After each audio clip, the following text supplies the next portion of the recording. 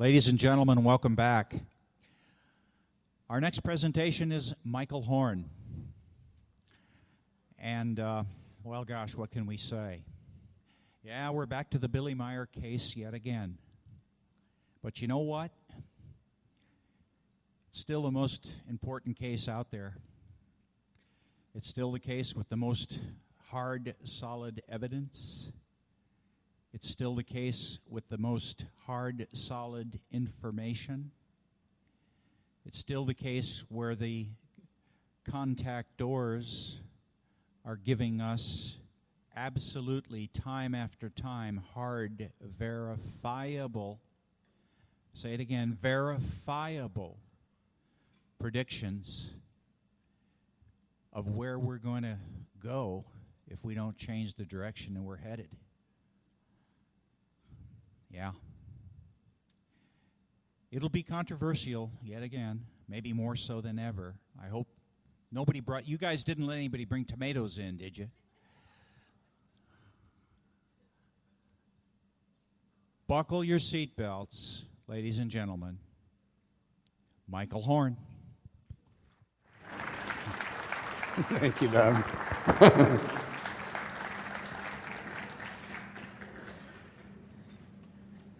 And in conclusion, right? Well, you may feel like that after a while. I'm just, Bob's warning about controversial. I guarantee you this will be controversial. First, for Terry, for Bob, and their family, we do this with a great deal of love. We're going to have a little different kind of a setup here. This is the first prologue, if you will. And this is for some special recognition for Lee and Britt Elders. Many of you people who are familiar with the Meier case may know of them. You may not know them. They don't run around and make a lot of public presentations, probably none at this stage of the game. They have a background that's quite rich as professional electronic countermeasure specialists and private investigators, people who served to secure valuable, important data and facilities for Fortune 500 companies and banks, government offices. I'm going to just kind of reiterate what we have on the screen for those that can't read it if you're far in the back. They have been, ever since they came forward with the Meier case, they were personally attacked along with Meier, but they got more than their unfair share of attack, and largely from the UFO community, quote unquote, because Meier's photos and films and things like that were simply too good to be true, and it had to be a hoax, and they had to be in it for the money and what have you. Well, they persevered. They were forced to move. They had invested a lot of their own money in this. We have a long presentation. I'm going to try to make this not feel overly long, but the people that need to have some recognition, we're going to give it to them. And I know that everybody here knows Wendell Stevens. Most of us are probably not familiar personally with either Tom Welsh or Jim Delatosa or any of the other people that may have assisted and worked in the research investigation of this case. So also let me add, when I say that I've been researching the case for 28 years, I've been researching their work as well as all of the rest of the information, material, and people that have been available to me, going to Switzerland, interviewing people, etc. So we owe them a very large debt of gratitude, because without the work of Lee and Britt, Wendell, Tom, and Jim, this would never have come to the world. Okay? Now, I'm also going to do something I've never done before, because I am nearly 30 years into this, if you will. So this is a personal saga for me. There are things here that I want to just go through, and bear with me. You're going to see ultimately why I'm doing this part of it. So I'll try not to belabor it, and I will also try, here's a little aside. How many people here ever saw The Lord of the Rings, the last one? Like 3 hours long? Somebody invited me to that, and I nicknamed it the Budweiser Bladder Invitational. You just have to sit there and watch it. We're going to give you an intermission, so don't worry about that. Now, bear with me, and we're going to roll through this a little bit. In the early 1960s, I was an art student, I was a painter, I was winning prizes and selling my paintings and what have you. Shortly thereafter, I went to New York. I had an idea to miniaturize art and put paintings on fingernails. And to this day, people put paintings in fingernails because I started this silly fad of fingernail art. I moved on with my music in the 60s. In 1968, some friends and I wrote an animated projected cartoon series called Captain Tim and the Case of the Little Pollutions. It was all about air pollution. When I moved to LA with this script to sell it, I was told that nobody was interested in air pollution, so forget about the animated script. And here was a record called Captain Tim that I had produced in New York, and A&M put it out, and here was a major turning point in my life. Suddenly, I find the photo book put out by Lee and Britt and Wendell, the first coffee table-sized photo book on the Meier case. And this changed my life, and it probably changed everybody's lives. It didn't stop me from pursuing other interests. In 1985, I created an educational video technique called Future Self. In '86, however, the contact notes, contact reports fell into my possession, and we'll have a little more talk about that later. In '87, I was doing New Age comedy, stand-up and singing silly New Age songs, as is outlined here. In '88, I started to lecture on the case because also in '88, I had co-produced the Pleiadian Connection videotape with Randy Winters. And then I created something called Standing in Spirit in about 1990, which is the workshop that those of you who managed to endure the rest of this can participate in at the end of it. In '94, I was taken to Europe by this man who is a best-selling author, a consultant to the late Princess Diana. I helped to train European business and government leaders in my stress release and internal meditation process. In '94, I pioneered applications of water purification for Starbucks coffee. In '95, I created probably the first e-books on the internet. We called it e-books. And in '97, I was in 2 issues of Inside Kung Fu magazine doing advanced strength and flexibility Qigong exercises. In '99, and this will be important again later, is the first article I wrote for UFO magazine on the Meier case. In 2002, I made my first presentation on the Meier case, because in '95, I was at these conventions doing New Age comedy, etc. In 2003, I put out the 2 Sit and Get Fit tapes that I created, Regenerative Movement. I was teaching at hospitals and for senior facilities, which I still do to this day. In 2004, the Meier Contacts, which I now call a collector's item because it has information on it that was published before the events occurred. And in 2004, I also put out another music CD. Okay, moving right along, this is the workshop in Standing in Spirit, another packaging of the videos I've done. In 2007, more publications, and now here, The Silent Revolution of Truth, which is a new film that we're producing on the Meier case that's coming out. And again, if you bear with us, I don't mean that I have a split personality. I mean, if we all stay here together, you'll see a clip from that film. Now, of course, all these other things that I do, can do, still do. Why am I doing the Meier case? Because, as it says here, it's either the biggest, most impenetrable hoax or the most important story in all of human history. But for decades, we've been told that these are hoaxes, that these are simply clever fabrications by a one-armed Swiss farmer. But could the skeptics prove it? And there have been plenty of them in the past 30-plus years. So, the beginning of the skeptical challenge, that was 2001. And I'm here to announce that the contestants are dropping like flies. One of these skeptics hosts a very religious website, and he said, "I'd love to be a fly on the wall on Judgment Day." And I wrote him back and I said, "Be careful what you ask for, because there are Fliegenklatschers around." And that's Billy Meier in one of his pastimes in the Freihof in Schmidt-Rudi, having his coffee and killing flies because they're just everywhere. And there's nothing wrong with killing flies. They carry diseases. Okay. So let's get back to the challenge. In 2001, an organization called CFI West, IIG, told me that Meier's photos and films were an easily duplicated hoax, and that it would be no problem for the case investigator at the time to duplicate one of the photos and one of the films. That's all I asked for.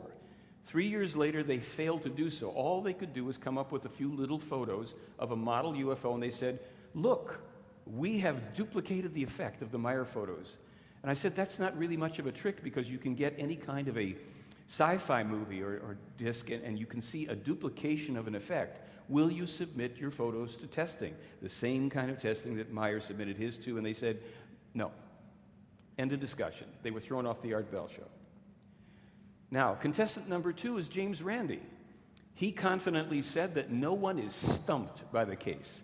A child can see through the farce, though some adults have a problem with that. Presumably, I was one of the adults.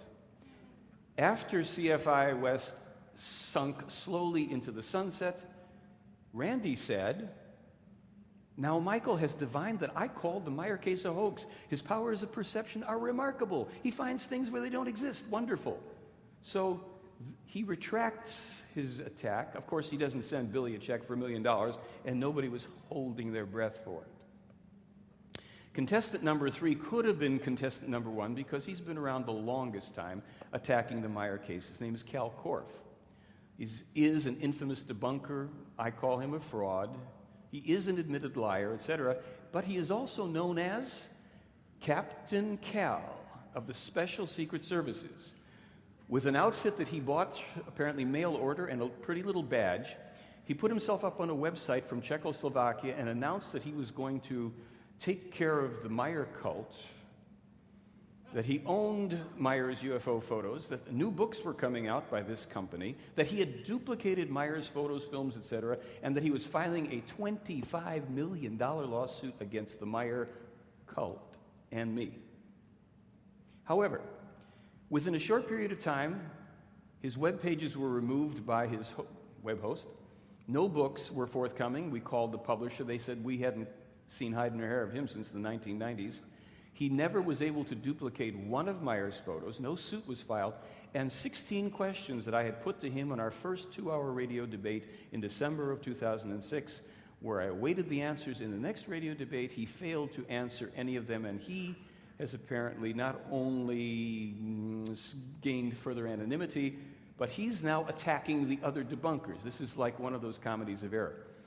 Contestants 4 or 5, 2 nice gentlemen, Gene Steinberg and David Biedny. Mr. Biedny claims that he is, and he probably is, a Photoshop expert, but they claimed that they had proved that Meier had deliberately hoaxed out-of-camera double exposure using lights, a black curtain, and an enlarger. Here was the photo in question. Now, if you look down here, and I'm at a funny angle, but you'll see that there's a repetition. This structure right here, see it with the X on it, or the structure? That you can see traces of 3 images of that. Now, I point that out to you because, number 1, on a forum devoted, where they set up a forum devoted specifically to attacking me in the Meier case, one of the other people who was a participant in the forum wrote in and said, I cannot confirm Biedny's conclusion that this photo is in fact a forgery, especially since his strongest point of evidence, the line near the top of the photo, was not observed in my own analysis. This guy, DX27S, I don't think I know him. He never wrote me. Now, more interesting to me was the fact that this gentleman, whom I've known for 50 years from high school or thereabouts, is a skeptic about UFOs, even the Meier case. I don't believe any of this stuff. I said, fine. I had him look at the analysis by Biedny and the photographs in question. He said, the photo isn't a double exposure, it's actually a triple exposure. This probably was done in camera because as an accident, it would be very, very hard to do this outside of camera, and the skeptic should prove it by duplicating the photo. They refused to even try, and then, funny thing, they wouldn't comment on this one because there's no tricky artifacts of double exposure. There's simply this very bizarre light hovering over the parking lot on Meier's property. And I might add that Lee and Britt Elders had seen a similar phenomenon there. But we're going to also return to this light a little later on when we discuss another aspect of this case. These 2 guys totally freaked out when I said to them, I wrote them, I said, there's just one of me and I've got you surrounded. They took it as a threat. And I've heard that these are 2 very large gentlemen. Okay. They also consider now that Korff is nuts because he started to attack them. So these people are infighting.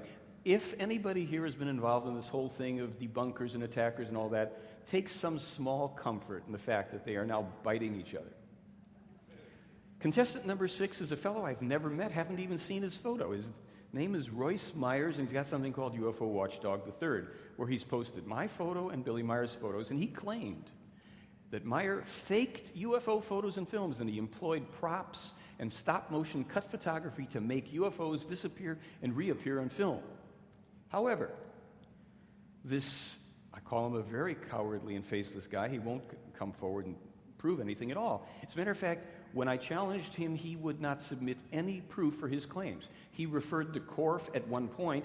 Now, what he says about Korff is, unfortunately, those who gave him credit for past deeds will also have egg spatter on them, and Korff's previous work on the Meier case will surely suffer. Oh, gee. What should be said also about the Korff situation is he wasn't sued by the elders because when he put out his book attacking the Meier case, he was underage. It was a very clever thing. Contestant number 7, got nothing personally against this guy.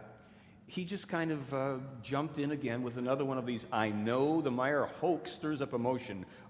Almost everyone sees it for what it is, a hoax. So I wrote him and I challenged him, but our non-practicing attorney, Mr. Kimball, who is typical of many skeptics, failed to substantiate his claims with any evidence whatsoever. So imagine this. You've got lawyers coming on the internet, and this is the second of the lawyers, I won't even go into the other case, where they're making these statements and defaming somebody, and when you say, well, prove your case, give us your evidence, they have nothing. Of course, he did add to the fun because he's now calling Korff delusional. Contestant number 8. This is what this case has attracted, and more, but these are the low points I'm giving it to you. A fellow named Jeff Ritzman. He's a professional photographer, he's a model maker, and he's a skeptic. And he claimed that he could duplicate these photos and video. This is the famous wedding cake ship. Many people still think this is a hoax. This is obviously some, collection of Christmas tree ornaments and what have you, and that's got to be a miniature tree. And this thing's just attached to it. Well, I know that it's going to be enormously hard, if not impossible, to read this. Even on my computer, it's hard. This is from a fellow named Randy Arena, who says that he has grown bonsai, miniature trees, for a long period of time, including fir trees, such as those that are depicted in the photograph by Meier, which we're also going to look at in a moment. He says it's not possible for a miniature tree to produce what he calls new club-shaped growth as shown. And he also says the cones of a miniature plant only grow to adult size after many years. Well, this is a whole detailed email he sent me on why it was not possible for this photo in particular to have been a miniature based on this new club-shaped growth and these cones. If you can read it from the distance, it says, new spring growth of fir, cones large. Oops, let me go back. A 3.5 meter unmanned beam ship in focus. And of course, the cones in the tree are not in focus because they're closer to the camera. The photo taken treetop to treetop 40 meters above the surface. The story goes that Meier was sitting on the rim of another craft taking these photos up in the tree. Now, look, let me just tell you, you're going to have to think your way through this. There are things that we think we can prove, and there are things that are speculative, even though they may well be true. I don't personally have a means of proving them, or they haven't been disproved yet to this date. So this is going to be an exercise in discernment, discretion, critical thinking, and you're not here to believe anything, I hope. Here's the photo without the writing. And here's a close-up of it. Now, I do have to tell you that for all of the time that people have been claiming that they can duplicate this, nobody has produced anything that looks close to this. However, there's a garbage can lid here, and we were told that this wedding cake ship that you just saw, I'll go back, that the base of it here is simply a large garbage can lid. Now, it looks very similar to that. Of course, this looks like it's made out of metal, and the one Phil is holding here is clearly plastic. Now, this gets into some really bizarre territory. Let's march through it. This is a contact where the alleged extraterrestrial Ptah says to Meier, regarding the controversy that has arisen about this garbage can lid and wedding cake ship, my assumption was correct that the utilization of the plan in regard to this flying device found wider-ranging interest than that merely futuristic forms of container lids were manufactured from them, as I communicated to you at our conversation on November 28, 1995. All right, some of this could get boring, but I have to put it out, so maybe later on you'll go through it and it'll help you to think through it. He's saying here that their extensive clarifications revealed that the device plans for this flying device, now here's a little asterisk I'll put in, the plans for this device had actually been impulsed in the 1920s to who? The pre-World War II, pre-Nazi Germans. Well, these plans were divided up and were used for further manufacturing as, for example, for various forms of decoration and holding devices, for exposed bolts for furniture shelves, as well as roller bearings. A flower pot base came about from another part of the plans and configured in accord with the plan's sketch. Even the surrounding pertinent special elements for the screening of the visibility of the flying body was carried over, meaning that what we saw there in the structure of that craft, there's certain things there that contribute to that craft, as these alleged Plejaren have it, being able to be screened from visibility. So he's saying everything was carried over here, and indeed so precisely and correctly that no difference exists between the plan sketches and the terrestrially created product. 17 different objects apparently were manufactured as inspired by these plans that got disseminated in various European countries, as well as America and Japan, where they found utilization for the planning and manufacturing of the most varied products, some of which are still produced and utilized on Earth today.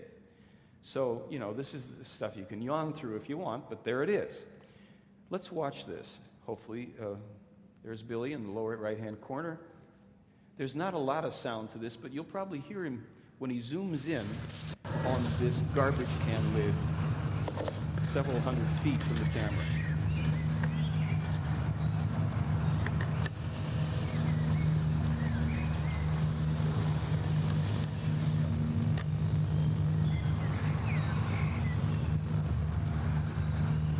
There it is, sitting basically motionless. Some people detect, they say, a little up and down motion. I don't know. Okay. Now watch the second zoom. That looks like what, 150 to 200 feet perhaps? Guns. Now that's the distance from the camera. Folks, that's not a miniature tree. But according to Mr. Ritzman, he had duplicated and even surpassed Meier's beamship photos, and his didn't need a bonsai or model tree to hold him up. So let's look at some of these others where Ritzman claimed it was a model UFO with a bonsai or miniature tree.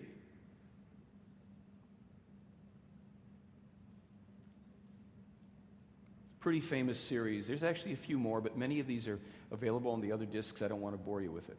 There were some big problems with Mr. Ritzman's assertion. 6 independent forestry experts looked at the photos with Meier's UFOs next to trees. All 6 of the forestry experts concluded that these were real, full-sized, mature trees. They identified the species and the height of the trees. And as they say on those game shows, there's more. Jeff Ritzman, in an email exchange, accidentally revealed that for 14 years, he'd been cultivating miniature trees. And to prove his claims against Meier, he submits the following. Well, I have to explain this. He had made some little photos with models, but not next to any trees. And when I put it up on my website, and when I announced that I was going to be showing it here, he sent the following. Any use of my photos is a clear violation of copyright laws, as I have rejected Mr. Horn's request for use on 2 occasions. As you have located the copyright owner, I am again stating rejection of a request for use. And Mr. Horn is currently in violation. Now look, if you or I thought that something was a hoax, and we said we could prove it, and it had to do with supposedly teeny little model UFOs next to trees, and I was a tree cultivator, wouldn't I take a picture and say, post that up all over the world, let's bust this phony one-armed farmer and show him for the fraud and tree cultivator that he is. However, Mr. Ritzman declined and said that this and all further communications will be forwarded to my lawyer. Therefore, And then, of course, he had to ice the cake and said, I don't nor have I ever had any affiliation with Korf and never will. We are not colleagues, and I personally will have nothing to do with him. And that's the final word on that. It's pretty much the final word from Jeff Ritzmann. Well, couldn't Meier have used models in his UFO photos, films, and video? Just because a whole bunch of different skeptics and debunkers and model makers and miniature tree cultivators couldn't prove it and couldn't duplicate it, does that really mean that he didn't use it? The truthful answer is no. That's not good enough. Let's find out.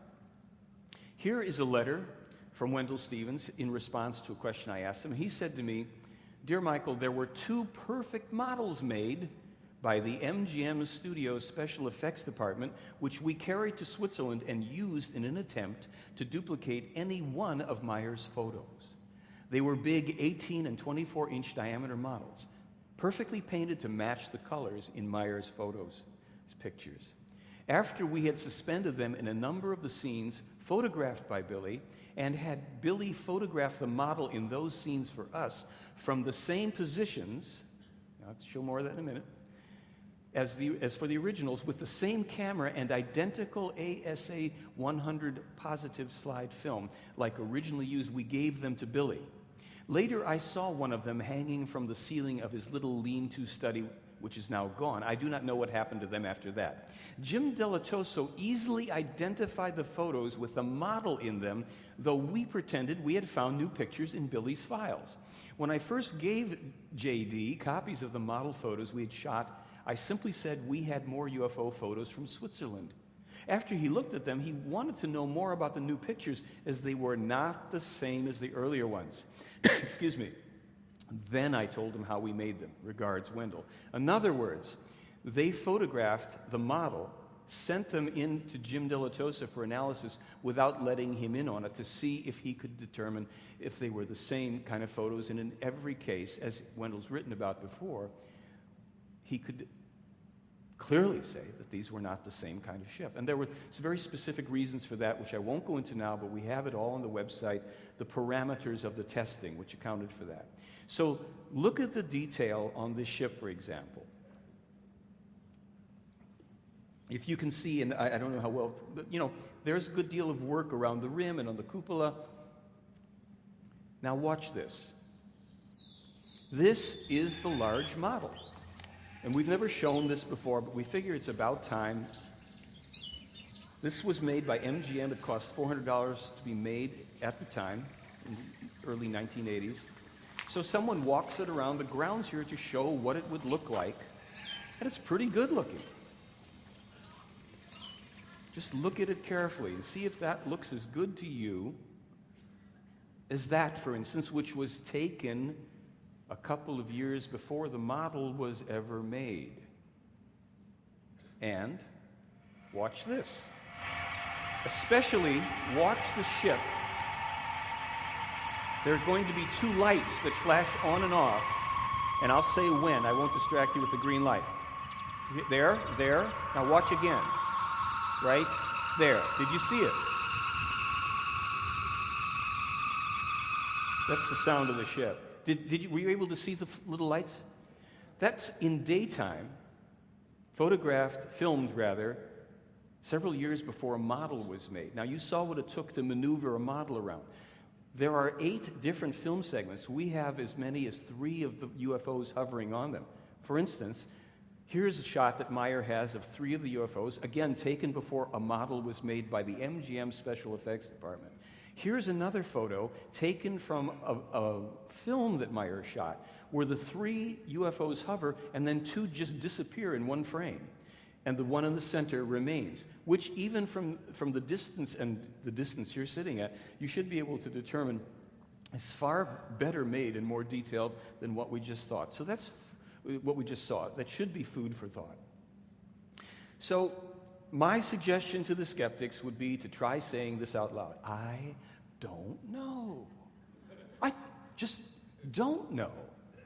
I don't know. And if they would repeat that frequently, we could all make progress together, because actually there's nothing wrong with healthy skepticism. I'm sure you agree. As a matter of fact, in a moment I'm going to offend a lot of people here, because I happen to also be a skeptic.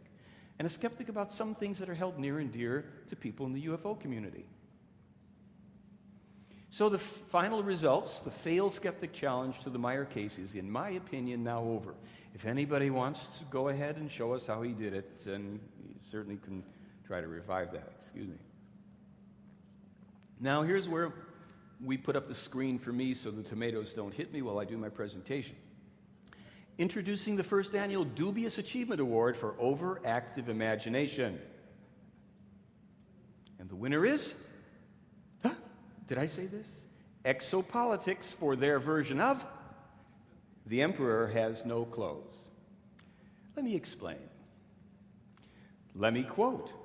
There are an extensive number of extraterrestrial races known by various research institutions and agencies to be currently interacting with Earth and the human population. Michael Salla also goes on to say, in a separate location, Alex Collier is a genuine, lifelong Andromedan contactee. Is there a problem with any of that? Why am I making an issue? Well, I said that I got the contact reports in 1986. I wrote about how I acquired them in an article in 1999 in the Beyond Great UFO Photos, UFO magazine. So this is an excerpt, and since you can't see it, I'm going to give you some of the highlights or lowlights, because this is important to me, and I'll explain why. In 1986, I won't read every word, I'll give you the point of this. I was in a little cafe in Sedona, Arizona, with my daughter and a lady who was a friend of mine. We were the only people in there with the exception of one guy sitting in the back. It was a health food cafe. Now, if you have ever ordered an avocado sandwich in a health food cafe where there's hardly anybody in it, you know that exponentially it's going to take that much longer for the sandwich to be served. So we got to talking with this fellow who was in the back of the cafe. It was a very nice guy. His name was Ralph Amagran. Ralph revealed to me in our little discussion that he was a former IRS agent and that he was now very involved in studying UFOs and fascinated with the field. One thing led to another, and we came upon the discussion of the Billy Meier case, and he said to me, "Have you read the contact notes?" And I said, "No, what are you talking about?" He said, "Well, you've got the book by Lee and Britt." And I said, "Yes, I do." And he said, "You know those quotes with those funny names?" I said, "Yeah." He says, those are the extraterrestrials talking, and they told Billy a whole bunch of stuff. And I've got 1,800 pages up there. It's great. When you come back to LA, come up to Decker Canyon, and I'll show them to you. So I did. When I got back to LA, I looked up Ralph, went up there. We spent a lot of time we spent maybe a half a dozen different visits with each other. He gave me the 1,800 pages, which was very generous. And at night, we would stand outside and we'd be on UFO saucer watch. And as my little article here says, I'll get back to this page in a second. As the page says, we probably saw more UFOs per evening, which were Cessnas, seagulls, whatever. But Ralph had a tremendous imagination, a fertile imagination, even more fertile than my own. However, now we get to the sticky stuff.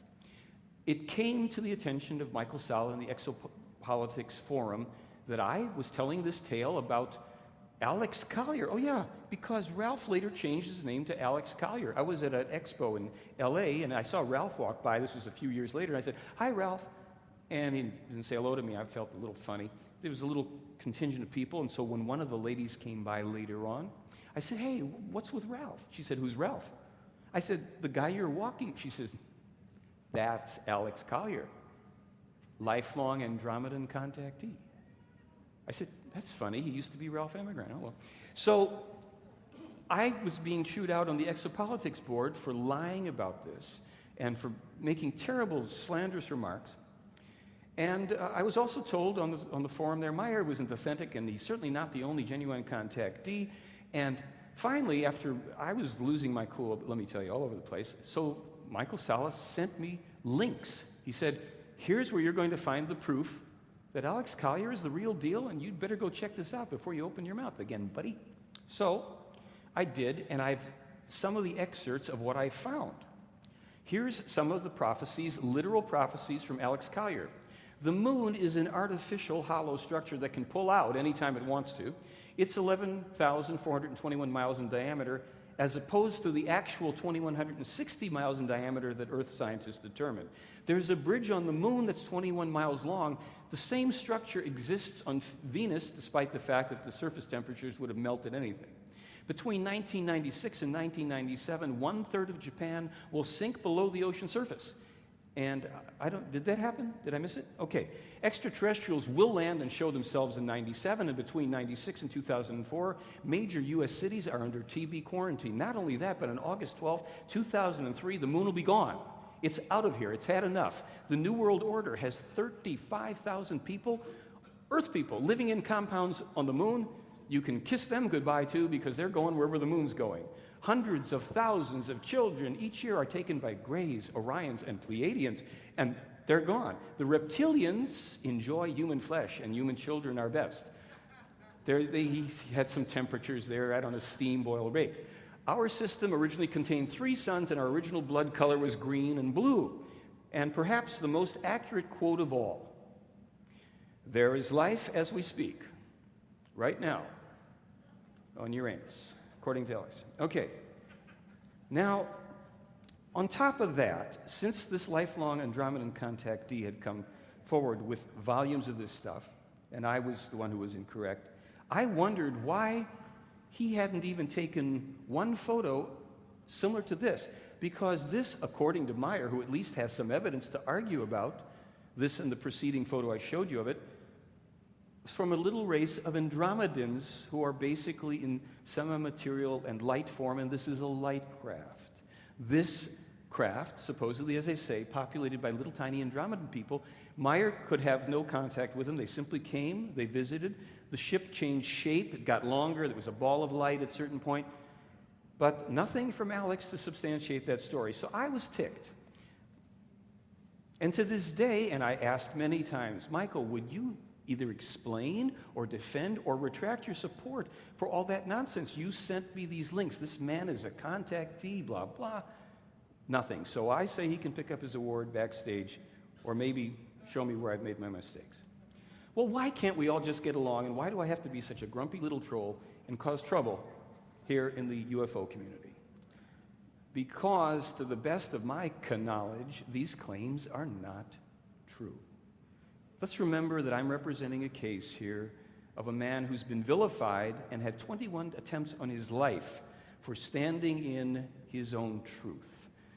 And when our future survival is the issue, which I have my position on it is that it is, why indulge in fantasies? Why should we run ourselves around in silly circles? If ETs really wanted to meet us, they've had a long time to do so. Well, then, what about me? Well, I'll tell you what about me. I'm frequently accused of saying that the Meier case is the only genuine case. Everybody else is wrong. I'm overzealous, I'm impatient, and I have very, very, very bad netiquette. I flame on forums when I'm attacked. The truth is that I'm often guilty of that, all of that stuff. But I still haven't seen anything comparable as proof for any other case in more than 28 years. It doesn't mean that it doesn't exist, that you or somebody else doesn't have it. I simply have not seen it. And so, let me make this clear. This is the position as expressed by Guido Musburger that expresses Meier's point of view and that of the alleged extraterrestrial Pleiadians. The language of diplomacy, as commonly used among us on Earth, serves primarily as a means of gaining some type of advantage at the cost of others. The realities are usually improperly and falsely rendered with this form of language, and they degenerate into deadly misunderstandings. The truth may never be spread in diplomatic form. Truth must call the facts by name as they really are, straightforwardly, without belittlement or misappropriation. Further, according to this regarding Meier, to the regret of modern mankind, a prophet denounces all grievances with aggressive words and spares no one and nothing in doing so. For those who feel personally addressed, this is naturally not very flattering and does not suit them the least bit. But with the current deplorable state of affairs on Earth, the necessary clarity cannot be accomplished by any other way than with harsh language. So what are we really searching for? If it isn't diplomacy and everybody getting along and just saying, yeah. We're searching for what the I Ching calls inner truth. I love this because it's such a nice little poetic Eastern way of putting it. And this is important, and I guess not everybody can read this, so bear with me. I'm not going to make you listen to me read everything here, but this one's a good one. But it's important to understand on what the force of inner truth depends. This force is not identical with simple intimacy or a secret bond. Close ties may exist also among thieves. It is true that such a bond acts as a force, but since it is not invincible, it does not bring good fortune. All association on the basis of common interests holds only up to a certain point. Where the community of interest ceases, the holding together ceases also. And the closest friendship often changes into hate. Only when the bond is based on what is right, on steadfastness, will it remain so firm that it triumphs over everything. And that's what we have to keep in mind in our world, in our lives, on every level. And no one has the exclusive ownership of truth, not the alleged Playaran or Billy Meier or Guido Mutzberg or me, you, or anyone else. We each have to find it and find it for ourselves. We can disagree, but if our goal is the same, if we want to get to the truth, we are in common purpose. We can forgive a little bit of overzealousness, harsh language, etc., if we understand that this external evidence, all of it, requires internal evaluation. So with the Meier case, we have to go beyond the physical evidence. I have enough material if you want to evaluate the photos and films and sounds and metals. We've got DVDs and books and all sorts of great stuff. But we want to determine the credibility of the Playaran information. So what is it that I'm still trying to prove? See this? One of the sheets of the contact notes, contact reports. I alluded to it earlier, the 1,800 pages of the transcripts that Meier had produced by 1978. By the end of it, of his 3 years or so of official contacts, he claimed. There was a numbering system put in place here that was simple and foolproof and helped to authenticate these documents, because Meier had to number each sentence that was spoken by one of these alleged extraterrestrials. And this rendered the documents unalterable and eliminated revision after dissemination. And the reason for it was really cool, because these documents were actually being translated into, that was originally in German, they were getting translated into as many as 5 languages starting in the mid-1970s. So every place that an alleged extraterrestrial said in sentence number 6, I want to tell you the following, it was the same sentence in every language and in every copy. That meant that Billy Meier couldn't go back years later and make himself look good and hot and fancy as a quote-unquote prophet by changing it. So what we have in texts and even in copyrighted, published, dated books is what was in those documents. There are some exceptions where we cannot prove prior publication. I'll just tell you that right up. But we have enough of them where a critical thinker is going to have some ahas. In this 35th contact in 1975, Meier was given abundant information about the connection between A-bomb explosions and all of this damage to the environment. Elementary radiations going up into the UV, damage to the ozone layer, etc., etc. And I was reading this in 1986. Alex had given me these documents, and I got to read all these conversations and all this information. A lot of neat scientific stuff in there. I say here that Meier published it 13 to 17 years before new discoveries. Well, what I mean is, I first saw in this newspaper in 1988. 2 years after I'd read the documents, I had stuck them under my bed. There was nothing more I could do with them. I'd think about them, occasionally pull something out and read it. But in 1988, I see this article about a new discovery from Lawrence Livermore Labs.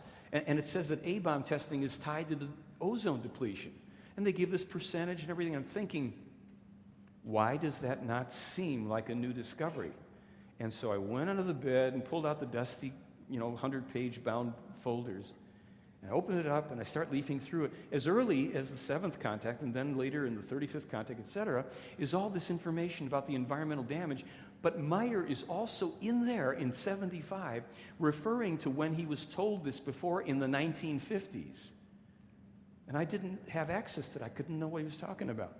But like this other article here about the ozone hole damages the food chain that was published in 92, that's in there too.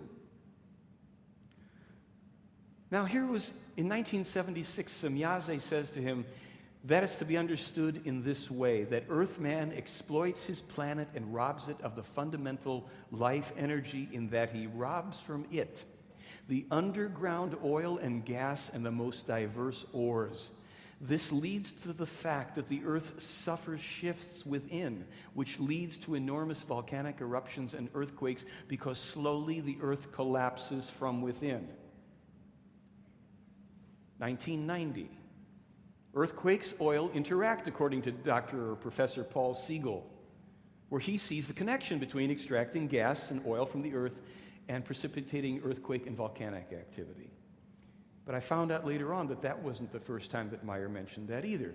But it's good enough because this was the first public article I could find when I did an internet search. So when I tried to either prove or disprove Meier's so-called prophetic information, I went on and did what you can do. I went on the internet and I would put in the circumstance or the situation and look to see if it occurred, what were the details, and what's the first known publication of it. In each case, with the exception of one of the literally dozens and dozens, first of all, they all occurred. With the exception of one case where Meier wasn't the first person to publish the information, he was the first person to publish it in all other cases, including earthquakes, landslides, wars, terrorist activities, deaths of people, etc. That got my attention. The earth will not come to rest because earthquakes of much greater magnitude will shake her.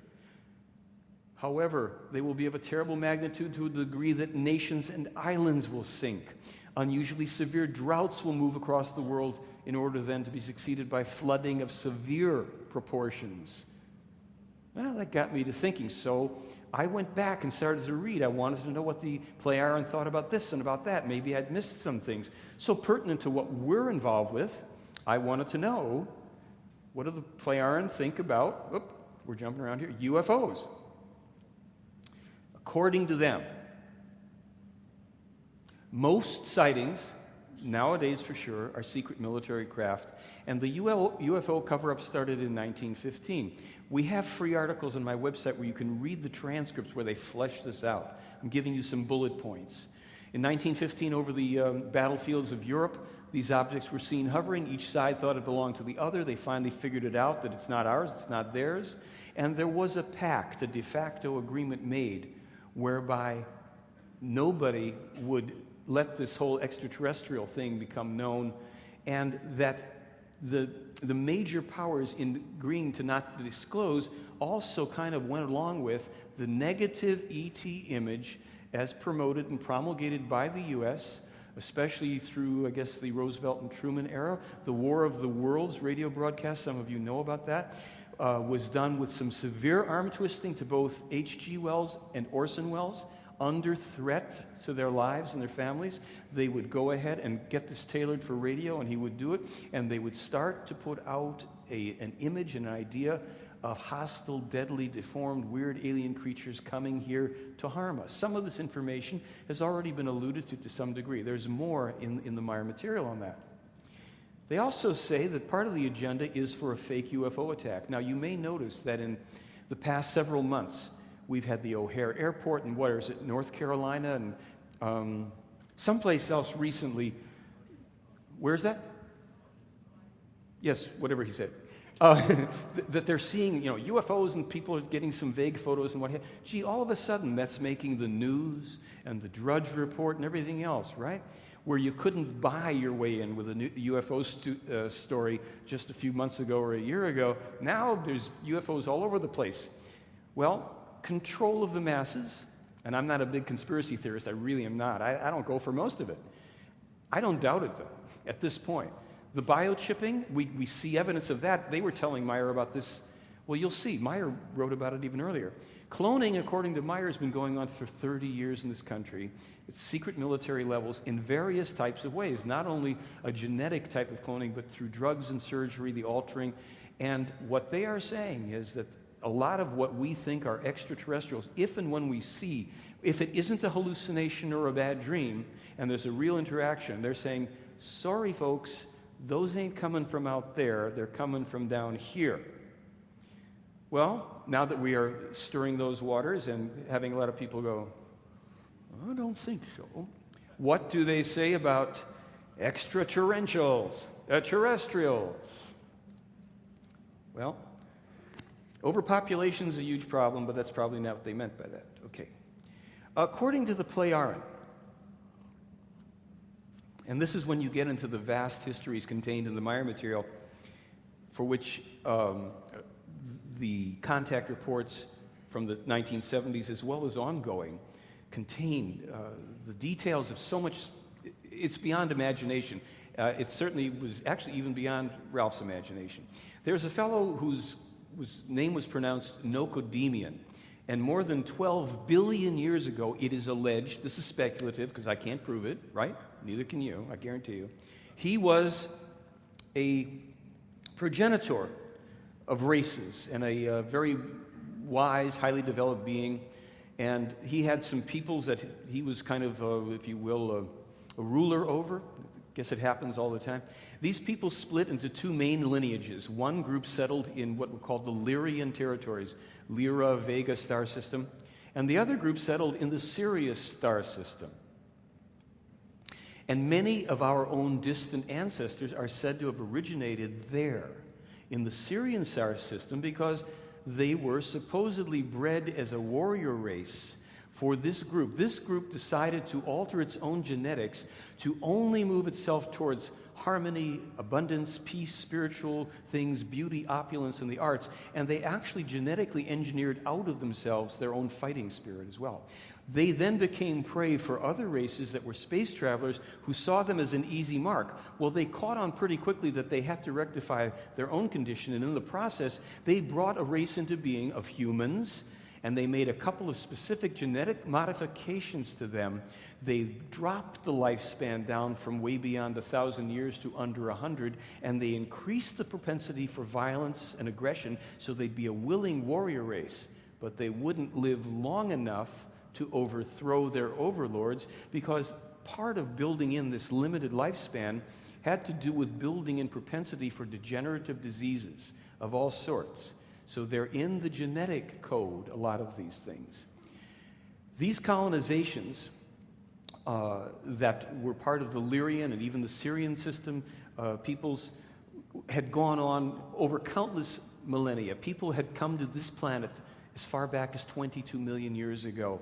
The Lyrians came here prominently 389,000, 289,000, and even as recently as 13,500 years ago. This means that there were comings and goings. Sometimes there'd be people that would stay here, build a civilization. It would rise, it would fall. Some people would be stranded in a relatively primeval world. If their technology failed them, they would revert. They would actually degenerate. Some of these people were quite gigantic. The Lyrians were gigantic warriors with high tech available. While they were oftentimes spiritually developed people, they weren't always operating according to what we might even call spiritual development. 133,000 years ago, we're told in the Meier material, is the actual inception of Atlantis and Mu, sometimes called Lemuria. And we have here just a couple notes about some people like Arus, who was an extraterrestrial human being who attacked the Sumerians, who were descendants of the Syrians, and this was in India, Pakistan, and Persia.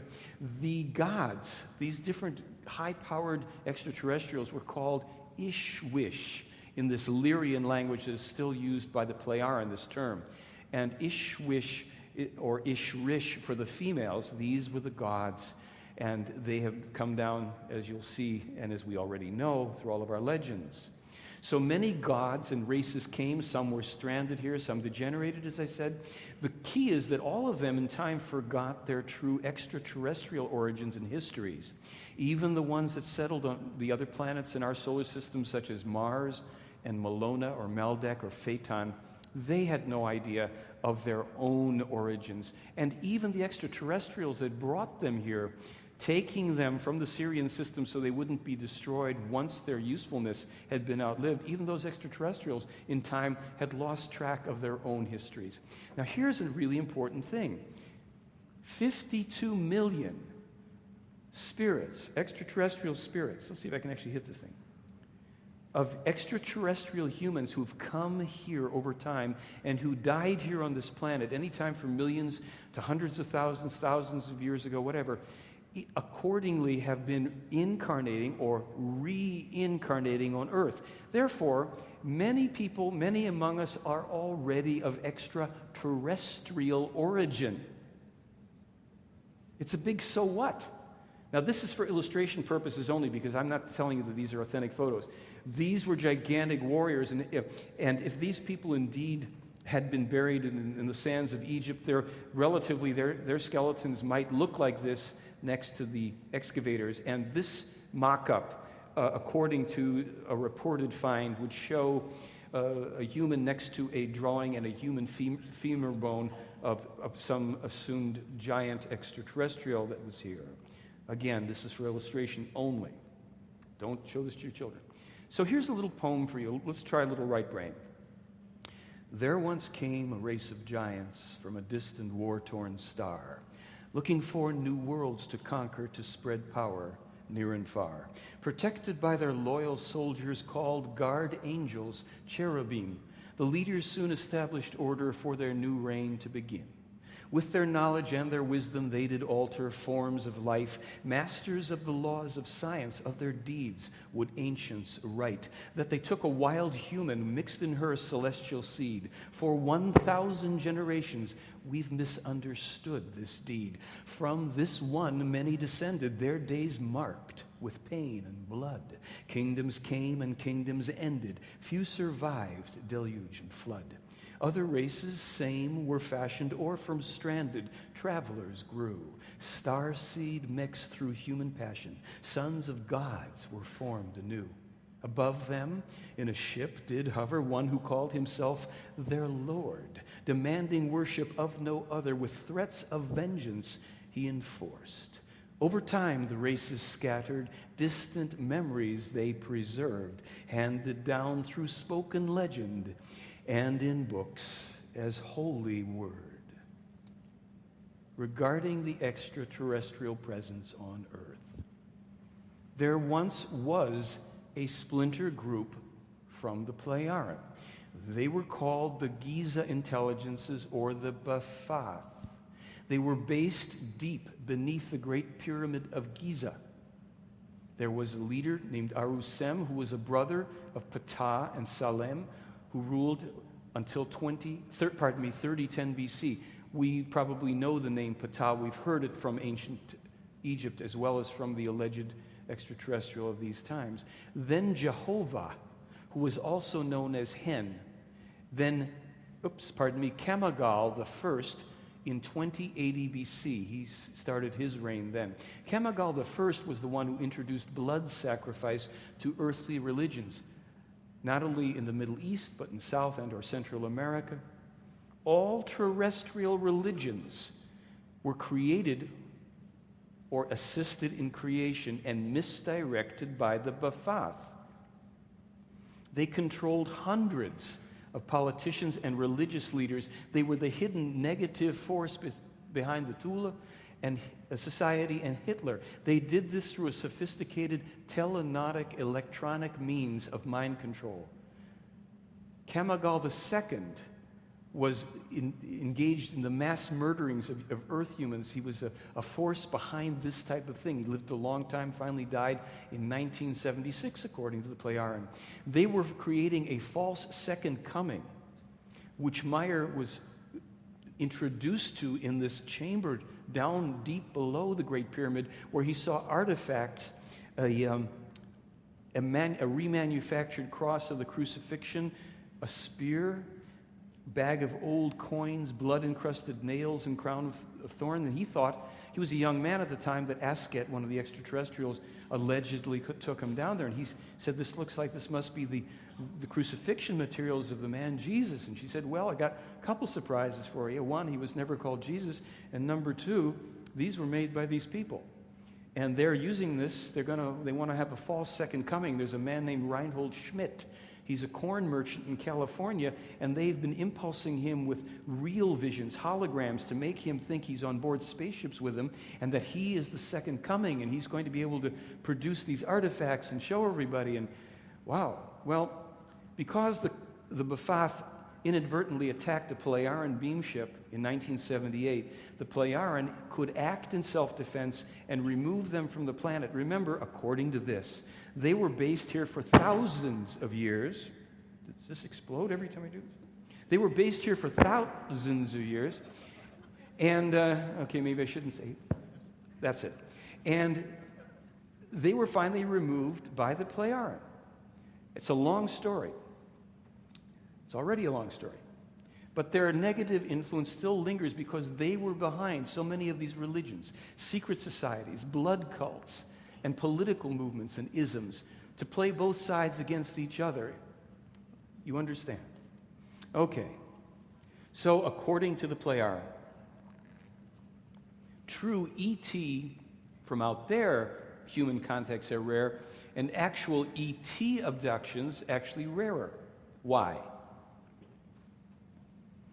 Because the Assyrian forefathers, for one thing, had genetically manipulated our ancestors. They shortened the lifespans, they increased our aggression, and with supposedly 42 million plus human races alone in this universe, ta-da, no one needs our corrupted, short-lived, and violent genes. And nobody's helping us to correct it. Our scientists will figure it out.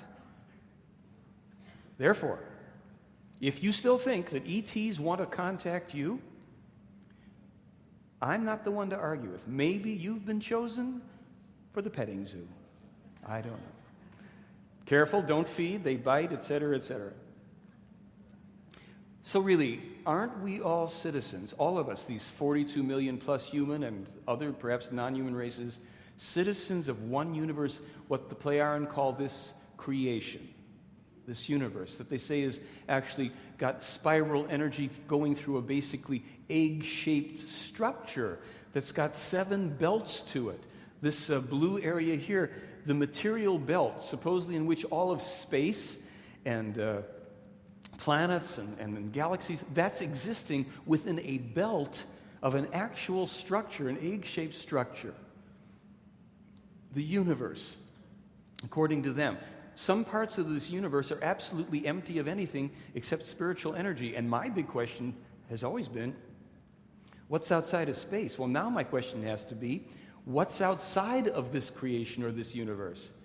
And I actually asked that of Meier. I said, look, this whole thing, because they say there's literally billions of these and we're not in the first one.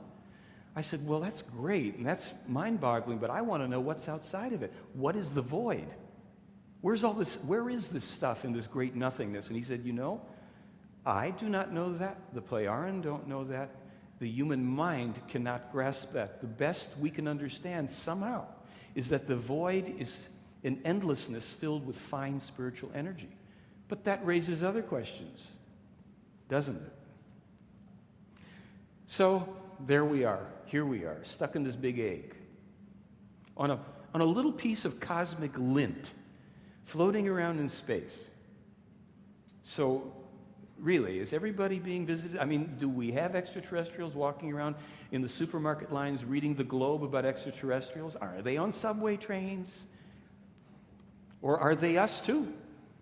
And so what? What's the point? Let's get on with the real task at hand, if we may. Which, according to the Pleiaren, is to wake up. Every human being on this planet, wake the heck up and continue to wake up after the 8 to 12 we may get of slumber if we're lucky. The world is at the threshold of the silent revolution of truth. I want to tell you about that phrase, the silent revolution of truth.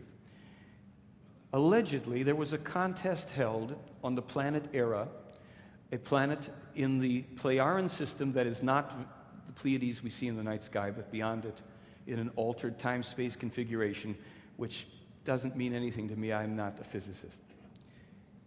The contest was held with the populace there, which they keep well under 1 billion people, just over 500 million. And the contest was to encapsulate in a slogan, in a phrase, what Meier's mission on Earth is about in this incarnation. And the winning entry was this little phrase, the silent revolution of truth. And the person that won this was named Claudina Icarina. She's an 11-year-old, at the time, 11-year-old Pleiadian girl, and her prize was to come with Ptah to Earth, to Switzerland, to beam into Billy's office, and to shake his hand and say hello to Billy Meier. And there's actually a transcript in the contact notes where they have their little meeting, and it's just a very sweet little interaction. How nice to meet you. I know we may never meet again. It's just very non-dramatic, but that's the little rider on this term. So the Meier case isn't really so much about UFOs and extraterrestrials as it is about the power of the human spirit. And that is that spark, that flame, that individual hologram of the creation, that the creation itself, this ultimate consciousness of all creation, all that exists within itself, it gives this holographic spark to each human, not the soul, which is a transitory temporal structure, but the human spirit, this immortal aspect that is put into each human being at the 21st day conception. If that proves to be true, we can resolve the abortion issue, as they have, because they say, well, we know that at the 21st day the spirit attaches to the embryo, so we don't do any abortions after that time. We're humans, things happen, we make sure that we do this beforehand, and we can detect when we're pregnant earlier than your females can, and we know when the spirit's coming, so we don't do that. So both sides are right, and both sides are wrong. But one thing is, there is no original sin that we are responsible for. The spirit comes in for each fresh new incarceration, perhaps, and then we are here to evolve over countless millions of lifetimes. And the consciousness and the personality form, again, the soul, mainly situated in the solar plexus, why it got called soul, constructs and comes into being. And the spirit is you'd say it's a perfect balance of positive and negative. We have to have both positive and negative experiences to grow. And so the spirit, too, has this potential for the positive and the negative. And over these countless millions and millions of lifetimes, the spirit, too, is evolving. It's not fallen, it's simply in a more ignorant state at the earlier stages of incarnation. Our human spirits, those of us sitting here, our spirits are already millions of years old, have gone already through hundreds of thousands, if not millions, of incarnations of shorter or lesser degree, and always as humans, never as animals, cantaloupes, or insects. Although it could be arranged. Now, that's the TH sound, I can't do that. Thousands of this. This is what the true prophets of all ages are trying to tell us. And it's the message that's been corrupted by virtually every religion. The power of the human spirit. And the problem is that all religion and all religions rest on the following inadmissible, catastrophically illogical premise. What's in this book is true because the book says it's true. Now, that doesn't mean that there isn't truth in religions, books, what have you. But this premise is true because it's in this book. You can't do that in a kindergarten, a first grade classroom if you start with books. You can't do that in a court of law or an institution of higher learning. You say something's true, you've got to go about proving it. I've been making presentations in the Meier case for almost 20 years, quote unquote, to prove it. Proof is a matter of you take all of the best evidence and you have to think through it and come to some logical conclusion, not because it's in a Billy Meier book or in a Bible or in any other form. So think about it. The person who chooses the religion, the God, is the authority. It's not the other way around. Here's an example. We have a big room like this. We set out some tables. We put out the Bhagavad Gita or the Mahabharata, whatever, the Old Testament, the New Testament, the Book of Mormon, name something else that's a holy book, whatever. Put it out. Quran, of course, the Quran. And put this out, leave room so people can line up, and let 1,000 people who have no religious affiliation but are interested flood in, give them a week, and let them read the books. And then at the end of the week, or whenever arbitrary period of time, you say, okay, line up behind the truth. Every one of those books is going to have somebody in multiples lined up behind it. As many people as you have in the room, you're going to have some of them are going to line up behind the one truth with the one God, and therefore, who's the authority in any religion? It's the person. This is the truth. This is the guy. This is the one. Well, I'm not picking on you, but don't you think we should start to recognize that we are authorizing on every level what's true in life? And I said in the beginning, it is up to us to figure this out. We have to discern it. Now, the Plejaren are less, quote-unquote, diplomatic. All earthly religions, and this was Asket from the Dal universe, not a Plejaren, are possessed by boundless power, greed, and the actual manifestation of the goal of all of them consists of gaining world dominion. Religion is the greatest and most dangerous power for the obtaining of world dominion, which without exception is striven for by all belief directions as far as they are aligned in a religious or secret society manner. Undoubtedly, all earthly governments are steered and led in religious manner, or at least are subject to a certain religious influence. And these governments, on the other hand, also independently undertake constant efforts on a political basis to seize world dominion for themselves. These vicious efforts on both sides have again and again led to war actions and to other death-bringing transgressions, whereby uncountable human lives were annihilated. Gee, could that be true? Well, you certainly don't have to believe that. You can think about it. You can also pick up the newspaper, turn on the radio, the internet. But thinking is an inside job, so think about this. Reincarnation is a fact of life. That's something to think about. And now think about this. Don't worry about dying. You'll live through it. That's the good news, right? So let's talk about prophets. I mentioned prophets before. I threw that off when I mentioned Billy Meier as a prophet, and somebody here, certainly at least one person's going, oh, what do you mean? How can you say that? Prophets of the old age, Enoch or Henoch, and these are the years that the Plejaren say they were born and died in. We go from Enoch to Elijah, to Isaiah, to Jeremiah, to Emmanuel and Muhammad. Now I'm going to come back here. Let's just put it this way. Remember I told you long ago about Nocodemian, a being who was a very, very high-level being who had lived billions of years ago. It was said that he had gone through evolution and into the semi-material, semi-physical, into the totally energetic light body form, into the lower levels of spiritual realms. Speculation, I grant you. Don't know. It is said that that spirit agreed, instead of to continue in the spiritual evolution for billions and billions of more years in the disembodied form, to go back into the incarnational cycle to function as a prophet on different worlds where lineages of its original peoples, remember, from the Lyrian Vegan system, had incarnated and gone south, just taken bad left turns and degenerated and become warlike and crazy and overly, zealous and religious and what have you.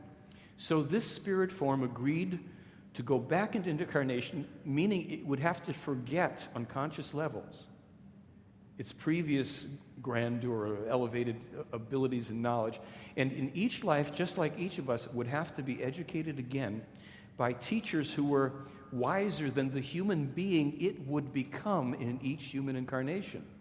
Those human beings would we're told, the Pleiaren of going back 13,500 years ago. Remember we said some of the Lyrian came here? They had become also the Pleiaren people. These histories are vast, they're complex, and they're fun to read through. So, with, bring that back up here, okay. With the prophets of the old age, I said we had Enoch or Henoch, Elijah, Isaiah, Jeremiah, and then we come to somebody, Emmanuel, what's that, with a J? That's the fella whose name got changed to Jesus, according to this information. We know in the book of Isaiah in the Old Testament, of which I know only very little and happen to have found that part, 7:14 or whatever, that Isaiah foretells the coming of Emmanuel, spelled either with an E or an I, but not with a J as it survived in the Old Testament. In the New Testament, in the book of Matthew, I think it's in the first chapter when you're talking about the birth of Jesus, in there suddenly, inexplicably, he has this thing about, and his name will be called Emmanuel.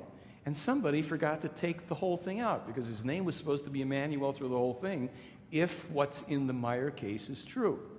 Now, Muhammad is said to also have been an incarnation of this same spirit form, as was in Emmanuel and Jeremiah before him, etc. His teachings, it is said, were also corrupted. We'll get to that. The prophet of the New Age, according to the Pleiaren material, is a man named Billy Edward Albert Meier. A man, a person, a human being. This brings us to our most important slide for this part of the program. Prophets and gods. They are always human beings, and they are never to be worshipped, deified, exalted, adored, but only respected as teachers, instructors, and way-showers. If history and religious history is any evidence of it, we know that they are also always having a rather thankless job. They will be persecuted, vilified, hacked up, crucified, attacked, their teachings falsified, they'll be turned into all sorts of things. So keep this in mind so that if the temptation arises, as it certainly will as we go farther into this, well, he's saying that Billy Meier is a prophet, and his spirit's the same one as us. Oh my goodness, it's blasphemy. Well, no, it's just life. Meier can type about 60 words a minute with one hand. He used to be able to type a little faster than is shown here.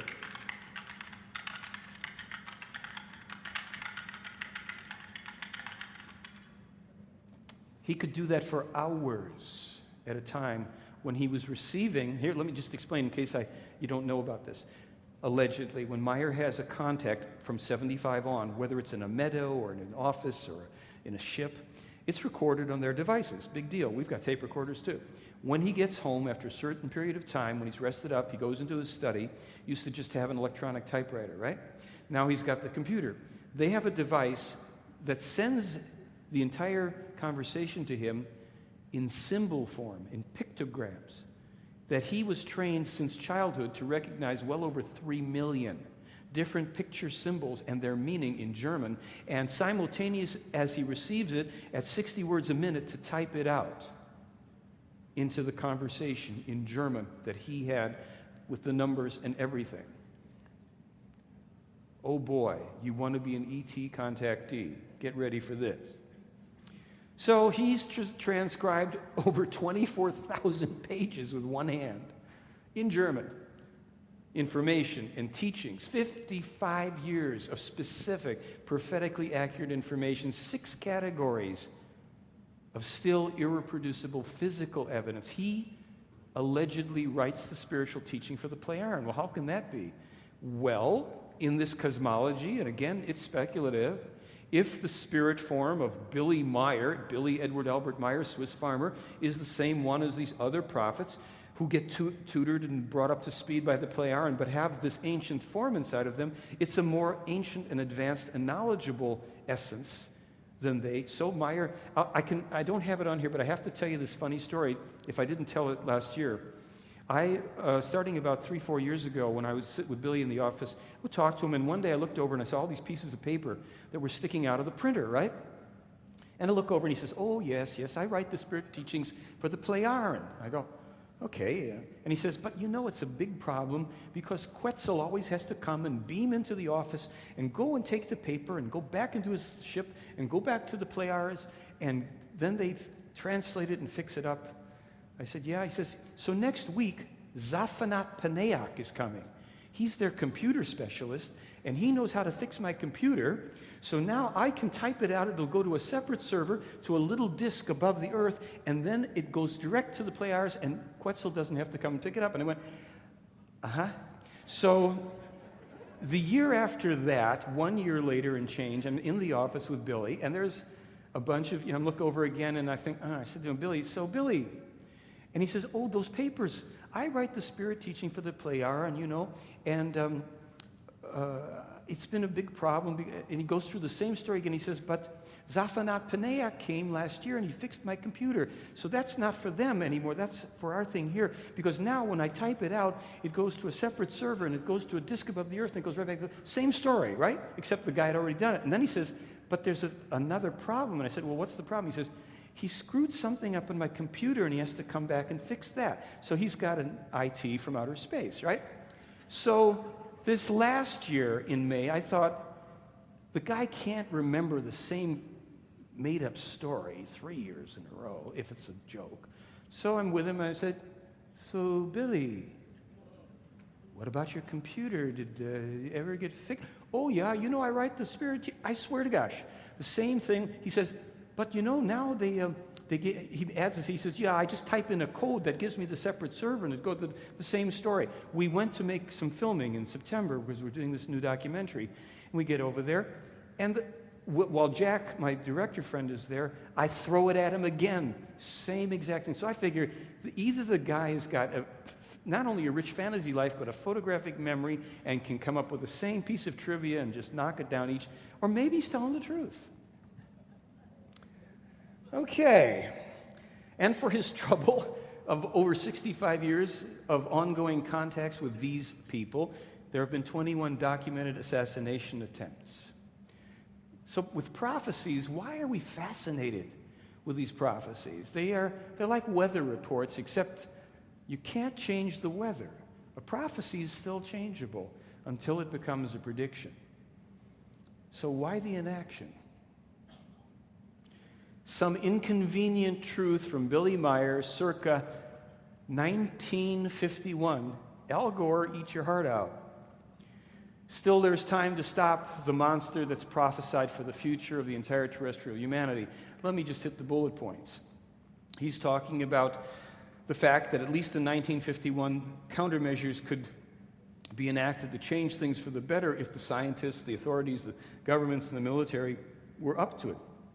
Otherwise, he says, if that doesn't happen, then unimagined horrors are imminent, whereby, in every respect, the world power USA would lead the foremost front of the sword of death, as well as destruction and annihilation, while towing the line are Israel and all those countries who nestle in sanctimonious friendship with the USA, and indeed against the will of the sensible element of the respective peoples. Not only wars, terror, destruction, and annihilation, with all these deaths and destruction and all that, but a monstrous overpopulation will be to blame, as all natural laws will get thrown out of kilter. Through the guilt of the people, all storms will assume increasing and more violent forms, such as hailstorms, blizzards, flooding, rains, as however, also the ozone layer will become very seriously damaged. Remember I said in the 75 to 78 documents, Meier referred back to stuff from 51 that I didn't have. Now we have it. Monstrous deluges will belong evermore to the order, come back there, of the day, because through the overpopulation, the forest, wetlands, and swampy plains will become altered in function to become residential areas whereby the wild waters of the flooding rain will find their way into the houses of the people because they can no longer escape into uninhabited wetland areas. Landslides and avalanches, as well as earthquakes and seaquakes, as well as every kind of storms will prevail. Gales and typhoons, hurricanes and tornadoes will increase. He spells it out. Overpopulation will bear the guilt and will thereby give rise to an unnatural climate change that in only 1 decade from today, 1951, will already begin to affect the world very detrimentally. The monstrous mass and weight of the cities and villages continuously stress the inner structure of the earth more and more, through which the tectonic plates will be adversely affected, inevitably leading to increasing tectonic displacements and faults, etc., earthquakes, etc. They're warning in 51, and Meier sent this letter around to 3,000 different people around the world, and for his trouble he got nothing in return. He, in this letter, also speaks about that these tremors will influence the entire volcanic activity on the world, so that there'll be a worldwide activity because they're interconnected, and that especially in places that are unreasonable for habitation, according to Pleyard, such as places built too closely to volcanoes or beaches by oceans, rivers, and seas, that these shorelines and these locations will be inundated by storm waves and tsunamis, and the ever-growing overpopulation will only add to the problems, which will become insoluble. Famines increase, old illnesses will return. They even say that mass tourism, along with economic refugees, we call that today illegal immigration in any country in which it takes place. They're very much against that. They say it imbalances everything. You will have strife and wars. People have to bring their own populations up to the standard of living that they would like to have, not flee into countries to try to reap the fruits of the benefits of those countries. It's not good for either party. They never learn that way, and the system breaks down. Criminal gangs from so-called third world countries will spread out. This is another result of that type of overpopulation, illegal immigration, etc. We're talking about prophecies here. There's a point to all this. He also says, as far back as 51, terrorist extremism and neo-Nazism. The rise and spread of prostitution in unbelievable forms worldwide. The children will not be spared from it. We know that today. Prostitution will turn into a respectable occupation. What state are we in? Oh, I'm sorry. It will also be designated as taxable. Well, rest my case. Televisions, already invented, will belong to every family and as well to everyday life, as will the technology of the computer, which is already being worked on diligently in America, Germany, Japan, and the Soviet Union. The television and the computer will become the most important information media, however, also as significant forms for the public advertising of prostitution. This was sent around in 1951. Now, Meier didn't say that the moon was going to leave its orbit on August 12, 2003, and there's life as we know it exists yet.